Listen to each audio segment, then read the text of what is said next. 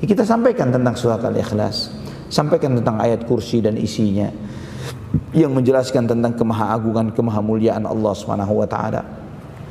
Dan kemudian tanya kepada orang itu, kira-kira kalau boleh milih Tuhan, yang mana yang lebih layak untuk dipertuhankan? Yang lebih layak jadi Tuhan itu yang mana? Tuhan kamu apa Tuhan saya? Begitu saja. Oh iya benar. Nggak ada seperti Tuhannya orang Islam. Tidak ada penjelasan tauhid yang semudah, sesimpel ini. Dari anak TK bisa paham sampai kelas profesor dengan gampangnya dia memahami. Beda dengan di luar Islam. Ketika Tuhan saya 1 tambah 1 tambah 1 sama dengan 1. Kok bisa 1 tambah 1 tambah 1 sama dengan 1? Gimana cara ngitungnya? Ya, Tuhan Bapa, Tuhan Anak, Tuhan Roh Kudus 3 tapi 1. Bagaimana memahaminya? Coba dimengertikan, kasih perumpamaan, contoh-contoh. Mereka tidak akan, contohnya. Contohnya adalah air. Air itu, mereka sendiri memberi contoh. Air itu terdiri atas 3 unsur. 2 gas hidrogen dan 1 gas oksigen. H2O. Betul ya? Ilmu kimianya air. Baik.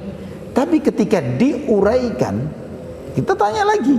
Kalau misalnya kita ambil hidrogennya saja, misalnya ada teknologi Jepang baru, mobil ini sekarang lagi tren mobil listrik, sudah ada mobil hidrogen. Ya, keren ini mobil hidrogen. Karena bahan bakarnya apa? Air. Antum masukkan air, hidrogennya dipakai, knalpotnya keluar oksigen. Wah, ini sudah zero emisi luar biasa. Tapi subhanallah, antum tanya kepada, kalau misalnya hidrogennya saja, apakah bisa disebut air? Tidak bisa. Oksigen bisa disebut air? Tidak bisa. Tetap 3 tapi 3, bukan 3 tapi 1.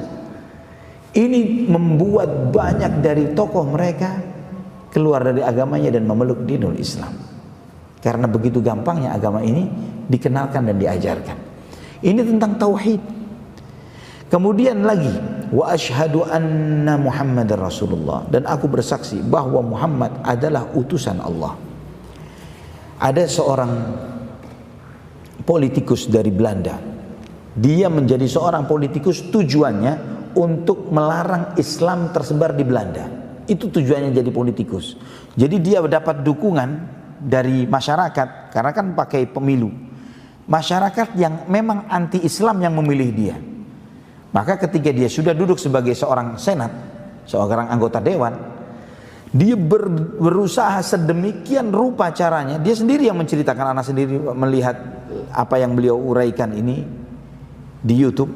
Dia sampaikan bahwa sebagai seorang senat dari orang-orang yang memilih saya yang merupakan orang-orang anti-Islam, saya dituntut untuk menunjukkan keburukan Islam. Maka dia nulis buku tentang jeleknya Islam. Dia kumpulkan literatur. Dia cari bukti-bukti, dia baca Al-Quran, dia baca buku-buku, dia diskusi dengan para pakar-pakar Islam. Sampai kemudian dia masuk di dalam keyakinannya, di dalam hatinya. Setelah dia bandingkan teologi dia dengan ajaran tauhid Islam, yang benar Islam nih, bukan ajaran dia. Yang benar ini Islam. Kemudian dia kembangkan lagi, dia belajar sirah. Dia belajar sirah, dia belajar kisah Nabi Muhammad SAW. Dia belajar tentang bagaimana di masa Mekah, bagaimana diintimidasinya, dizaliminya, disakitinya, terus seperti itu. Diembargo sampai 3 tahun, ya, sampai kelaparan, sampai mengganjal perutnya dengan batu. Keluarga beliau sholat disiksa, dikasih kotoran, dicekik dan macam-macam. Sahabatnya bahkan dibunuh. Kemudian hijrah. Setelah hijrah nggak dibiarkan begitu saja, terus diintimidasi sampai muncul perang Badar, perang Uhud, dibunuh 70 orang sahabatnya, pamannya mati di sana. Bukan cuma mati, dimutilasi, dipotong, dibelah dadanya, dikeluarkan jantungnya. Terus kemudian setelah sekian tahun ada fase di situ, ada Fathu Makkah. Ada kekuasaan besar yang membuat Nabi Muhammad SAW masuk ke kota Mekah dengan 10.000 pasukan yang tidak bisa dihadapi oleh kafir Quraisy. Si kafir ini tadi, dia masih kafir ketika dia baca buku sirah ini. Wah, habis penduduk Mekah ini, mati semuanya. Ya, ketika dia baca sirah, Cuman baca sejarah Nabi Muhammad, dia memprediksi penduduk Mekah bakal dijejerin habis, sembelihin satu-satu. Ternyata ketika masuk ke kota Mekah, idhabu fa antumut tulaqa, kalian semua merdeka, kalian semua bebas, semua sudah saya maafkan. Apa kesimpulan si pembaca ini tadi ketika membaca? Orang yang punya hati seperti ini hanya seorang nabi.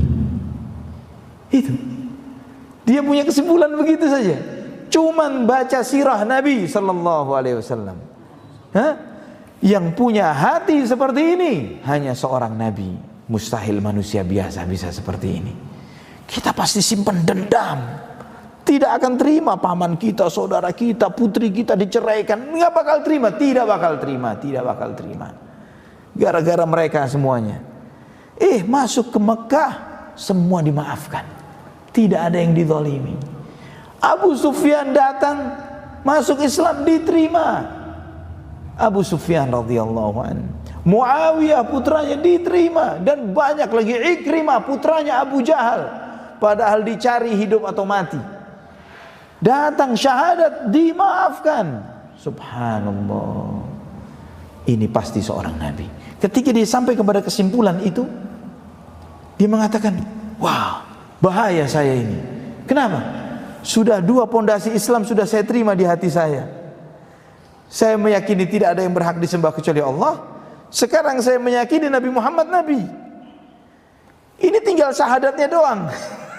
Tinggal syahadatnya saja bahwa dia menjadi seorang muslim. Ini sudah di luar tujuan saya belajar Islam. Nggak benar nih. Maka ditutup sama dia, nggak jadi belajar. Sudah, nggak boleh saya teruskan belajar Islam. Antum bisa ikutin senator Belanda.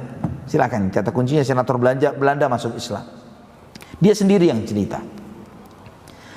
Akhirnya dia kumpulkan buku-bukunya, dia kumpulkan, mau dibalikin ke perpustakaan yang dia pinjam. Ketika dia kumpulkan tumpukan buku itu, ketika mau dia rapikan, jatuh buku ini, jatuh semuanya. Tumpukan jatuh. Di antaranya Al-Quran, jatuh dalam kondisi terbuka. Saya ambil Al-Quran ini, saya baca. Persis ayat innahu la ta'mal absar walakin ta'mal qulubul lati fis sudur. Bahwa yang buta itu bukan mata kepala, tapi yang buta adalah hati yang ada di dalam dada. Seperti dia yang kena serang dengan ayat ini. Ya Allah, ini ayat buat saya. Mata saya melihat, tapi hati saya yang buta. Ini apalagi kebenaran yang harus saya cari? Ini sudah bukti kebenaran yang nyata, yang luar biasa. Ikhwah fillah rahimani wa rahimakumullah. Sirah Nabi Muhammad sallallahu alaihi wasallam ini adalah hujjah yang paling kuat akan kebenaran Allah Subhanahu wa taala dan kebenaran beliau sallallahu alaihi wasallam. Ada seorang ateis dialog dengan seorang Islam, dialog dengan susah payah, dia pakai argumen ini, argumen itu, argumen ini dan sebagainya. Terakhir si muslim cuma tanya sederhana, bagaimana kamu menolak keberadaan Nabi Muhammad sallallahu alaihi wasallam? Seorang Nabi Muhammad, bagaimana kamu bisa menolak bahwa dia utusan Allah? Orang yang ummi, buta huruf, ikhwatal iman. Nabi Muhammad sallallahu alaihi wasallam lahir, ayahnya sudah tidak ada. Besar sedikit, beliau usia 6 tahun, ibunya meninggal dunia. Usia 8 tahun, kakeknya meninggal dunia. Akhirnya beliau diasuh oleh siapa? Siapa? Yang asuh Nabi Muhammad sallallahu alaihi wasallam siapa? Abu Talib, paman beliau. Harus tahu sirah Nabi sallallahu alaihi wasallam. Jangan hafal sirahnya Ronaldo, ya, hafal sirahnya siapa? Messi, ya, tapi tidak kenal sirah Rasulullah SAW. Memang nanti minta syafaatnya Messi, ya Pak? Tidak akan mungkin kita minta syafaatnya Messi, misal syafaat Rasulullah SAW. Ya, harus tahu sirah Nabi Muhammad SAW.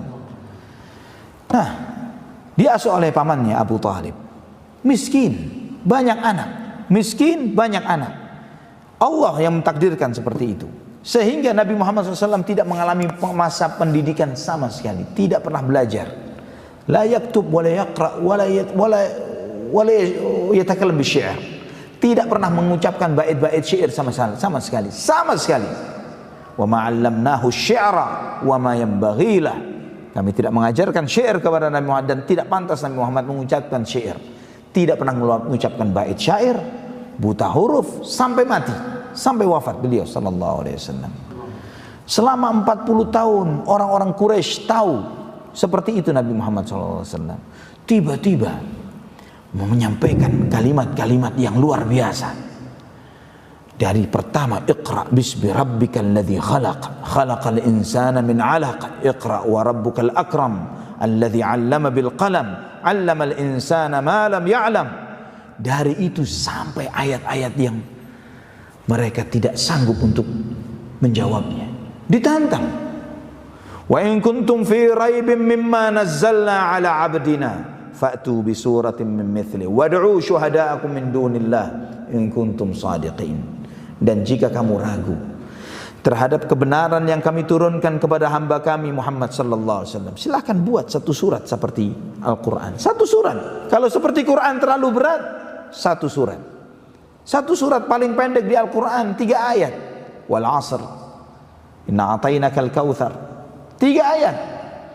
Silakan buat 3 ayat seperti Quran kalau kalian bisa. Tantangan ini 1400 tahun yang lalu. Kalau Abu Jahal dan teman-temannya, Al-Walid ibn al-Mughirah dan yang lain, tokoh-tokoh Quraisy, bagi mereka mana lebih gampang dan murah? Menjawab tantangan ini atau menyiapkan pasukan perang untuk berperang melawan Nabi Muhammad SAW dan kaum muslimin? Mana lebih murah? Menjawab tantangan. Lebih gampang menjawab tantangan. Kalau mereka bisa membuat syair yang mengungguli mirip saja dengan Quran, mereka akan bisa. Nih, kami bisa. Begitu saja. Lebih low cost, lebih murah, lebih rakhis. Tidak perlu mereka harus mati di Badr. Tidak perlu mereka mati ditaruh di dalam sumur Badr, Qalibu Badr, abadan. Tapi mereka nggak sanggup jawab tantangan itu. Tidak sanggup. Dan kebiasaan kalau sudah ditantang tidak bisa menjawab kebenaran, pakai otoritas kekuasaan. Biasanya memang begitu. Kalau sudah kalah dalil, maka sudah nggak pakai akal lah bisa, okol katanya, begitu ya. Kalau akal lah bisa, maka pakai kekuatan. Itu maunya mereka. Maunya Abu Jahal ketika mereka tidak bisa menyampaikan bukti kebenaran atau ketidakbenaran Nabi Muhammad sallallahu alaihi wasallam, maka mereka mencoba dengan cara itu. Nggak bisa. Tidak bisa menjawab.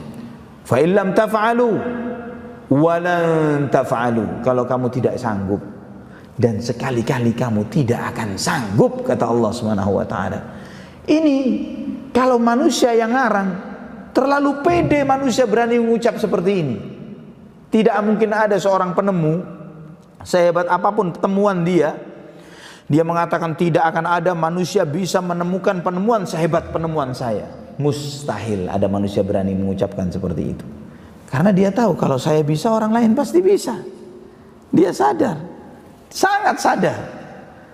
Oleh karena itu tidak ada seorang ilmuwan sehebat apapun dia, penemuan saya adalah the best, terbaik. Tidak akan ada penemuan yang lebih hebat dari itu.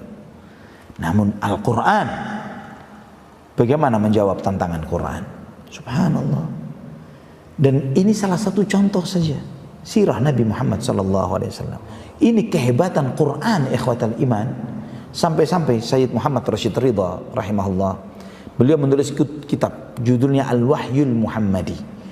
Kalau anak terjemahkan di dalam bahasa Indonesia, anak menerjemahkan full buku itu lama sudah, mungkin 20 atau 25 tahun yang lalu.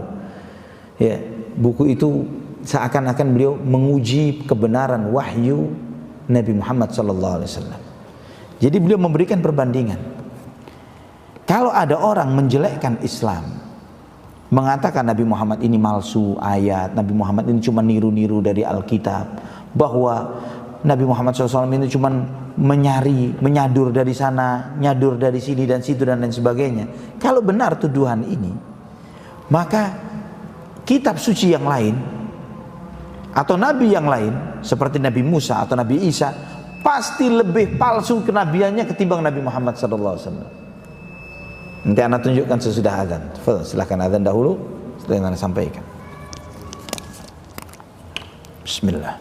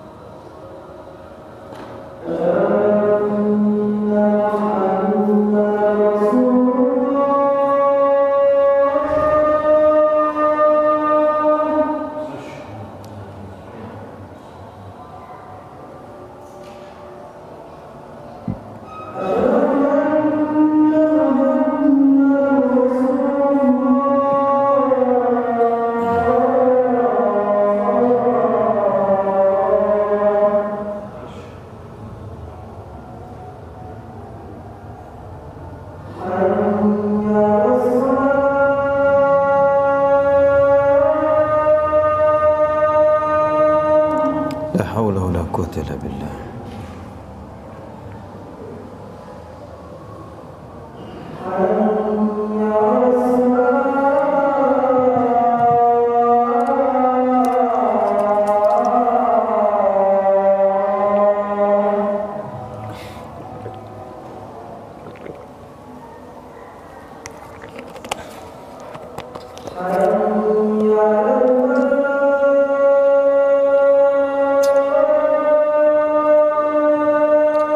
La haula wala quwwata illa billah.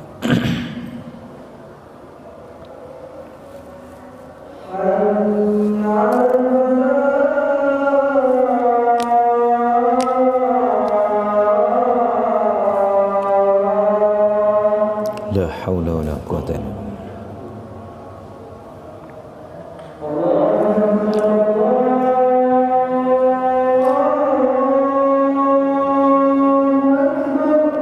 Allahu akbar, Allahu akbar.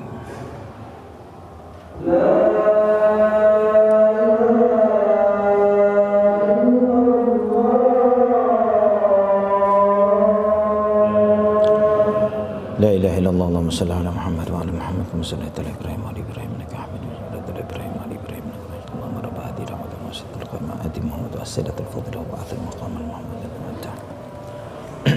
Alhamdulillah wassalatu wassalamu ala Rasulillah wa ala alihi wa sahbihi wa man walah. Ikhwan fillah rahimani wa rahimakumullah.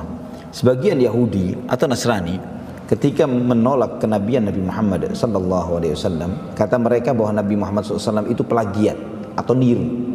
Hanya mengambil sana sini, comot sana sini dan kemudian dimodifikasi jadi Al-Qur'an.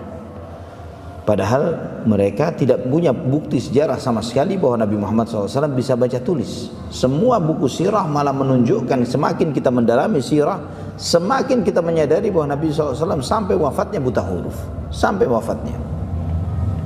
Beliau tidak pernah membaca surat-surat yang dikirimkan kepada beliau. Beliau tidak pernah menulis sendiri surat-surat yang beliau kirimkan kepada para raja yang dikirimkan di masa sulh perjanjian Hudaibiyah. Semuanya dituliskan oleh juru-juru tulis Nabi SAW dan beliau cuma pakai stempel yang beliau pakai, cincin yang beliau pakai. Beliau pakai stempel itu hanya untuk memberikan, pakai cincin hanya untuk memberikan stempel tersebut. Nah, ikhwah fillah rahimani wa rahimakumullah. Sedangkan misalnya kata Sayyid Muhammad Rashid Ridha di dalam buku tersebut, Nabi Musa alaihissalam, beliau setelah dilahirkan, dibuang oleh ibunya, akhirnya diambil oleh istrinya Fir'aun dan dibesarkan di istananya Fir'aun. Artinya Nabi Isa alaihissalam dididik di dalam peradaban yang terbesar dan terhebat di zamannya, peradaban Mesir pada saat itu, di dalam istana Fir'aun. Yang artinya kalau Nabi Musa alaihissalam menyampaikan hal-hal yang penuh hikmat, penuh pengajaran yang luar biasa, tidak menutup kemungkinan Nabi Musa mengambilnya dari apa yang telah beliau pelajari dari istana Fir'aun.